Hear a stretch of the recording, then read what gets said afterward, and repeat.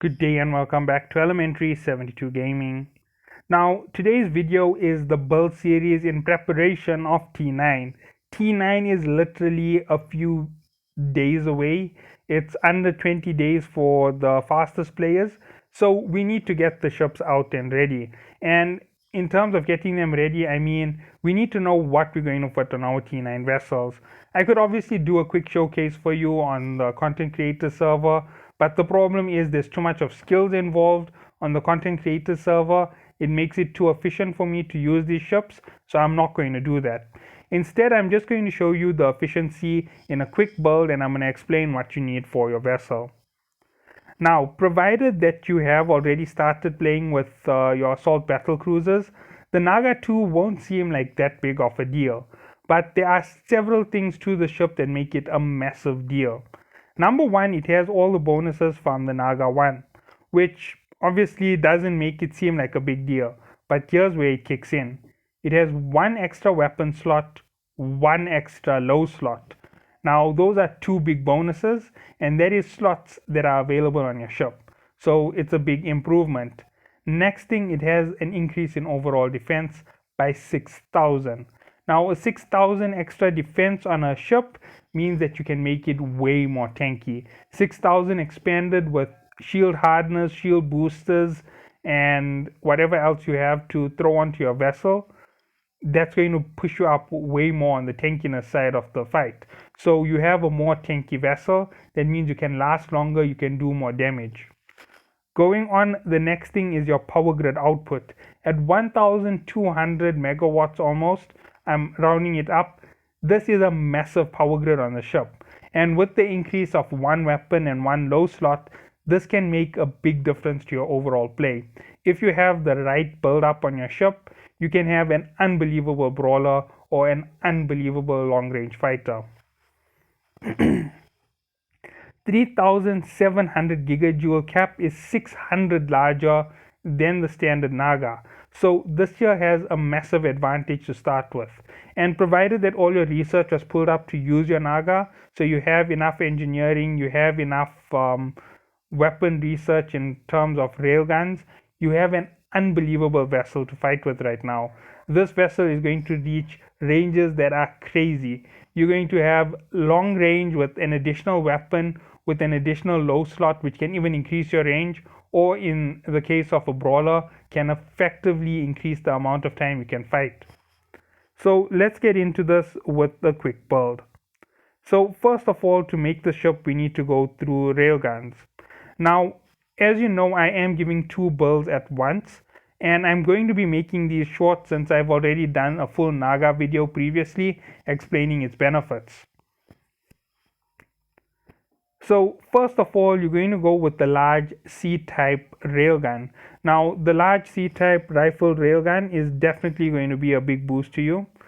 This is going to increase your damage by 53 DPS per second. Obviously, this here increases with the ship and with your rigs or slots that are effectively added to the vessel. So there you go. You can now have 7 railguns. That means you are effectively as strong as some of the faction battleships when it comes to overall output of fire. They may have better bonuses for the fire, but you definitely have caught up to them with an assault battle cruiser. Moving on, the next thing to worry about will be if you wanted to run the brawler fit. So going to a C-type large snub nose railgun, if you're looking at it, you now will have even more DPS on the close range with 7 weapons. 7 weapons, close range, extra DPS, that is fantastic for you. And as you know, there's that massive reduction to your capacitor need for your weapon, so your weapons are far more secure than they were in the previous class. Now, depending on which way you're going with which weapons, I'm actually going to discuss the rigs right now. If you are going snub nose, you're going to change yourself to slightly more tank, so a booster to the efficiency of your shield, and you are going to reduce your capacitor need to boosting your shield. This will make a massive difference for a brawler, since a brawler will take constant damage throughout the fight. You need that extra DPS and everything added to you right away. The last thing that you can add is extra damage to your railgun so that your railguns do even more damage, or you can extend your shield field. So your shield now has more power, so it will last longer in combat. Now let's move on from this to mid slots. Now the first mid slot you're going to obviously include is your medium drones, and I will suggest a Vesper or a Hammerhead in the MK9.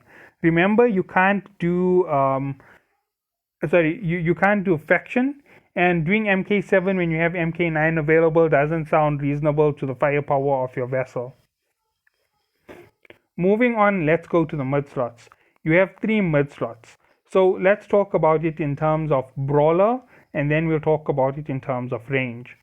If you are going for a brawler fit, you're going to go Predator Web of Fire.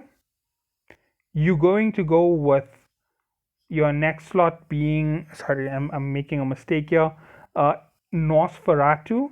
You can go with double medium Nosferatu, or you can go with double Web of Fire, depending on which way your fights go in general. If you're taking more damage and it's not sustainable, then I would suggest you go with double Nosferatu. If you're flying through the enemies and the only problem you have is enemies evading you, you can go with double Web of Fire.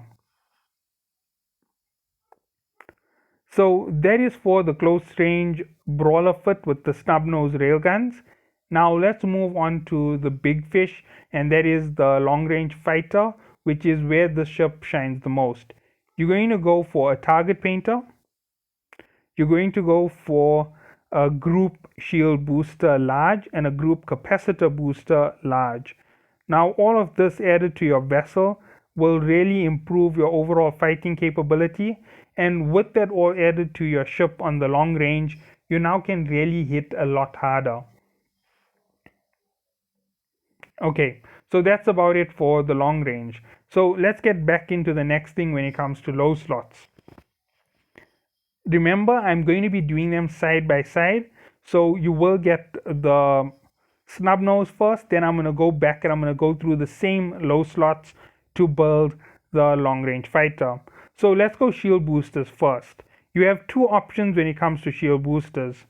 You can go double medium C-type shield booster for a total of 730 boost, or you can go large C-type shield booster for 914 boost amount. Now here are the big catches when it comes to using the large shield booster. It is way more heavy on your power grid. As you can see, it equates for almost half the power grid on the ship at 502 megawatts. So your power grid takes a major knock. All your weapons put together are only occupying around 300, so you have about 400 to mess around with in the rest of your slots. So be very careful with what you place on the ship. Okay, so if you do go with large, remember that's going to really knock out a lot of your shield. Now shield extenders, you could run a shield booster and shield extender for the brawler fit, but I'm not really going to advise it because you really have that firepower and you don't want to be wasting it on just having a quick defense thrown up for a few seconds. That's very heavy on activation cost.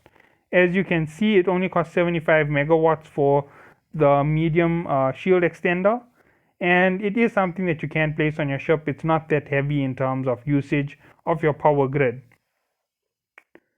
So let's go down to the shield hardener. Now when it comes to the shield hardener, you can go with your C-type.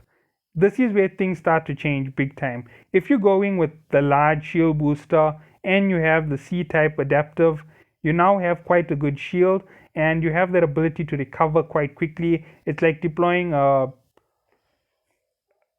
shield extender every few seconds while recovering your shield permanently every time you do it. So those are the advantages with where you are currently. Now if you are counting everything, regardless of where you went, you have to have a shield hardener with the shield boosters. So that's either 3 slots on your ship or 2 slots on your ship, and that is where you're sitting. 2 out of 6, that means you have 4 to go. Now I'm just going to skip straight down to the weapons. Your weapon slots are going to go with double magnetic field stabilizer. Now, the reason for it is quite simple. Double magnetic field stabilizer is going to give you an output of damage that's far higher. As you can see, you now have more damage, you have faster fire, so it is going to affect you in the close range combat, and that's where you are with the brawler. Okay, moving on, the next thing that's very important is you have two more slots left on the ship.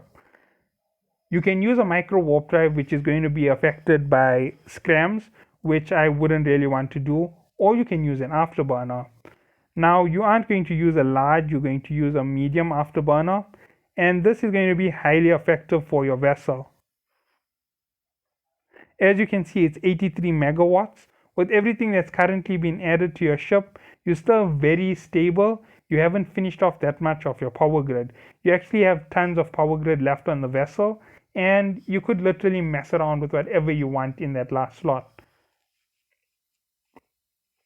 Now, to finish this off, because you have that brawler capability, go with the cap battery. Now, with a medium cap battery, you have quite a bit of power grid consumed, but you still have quite a lot of energy coming in, and this is going to really keep you stable when it comes to a fight. It is going to be very effective for you.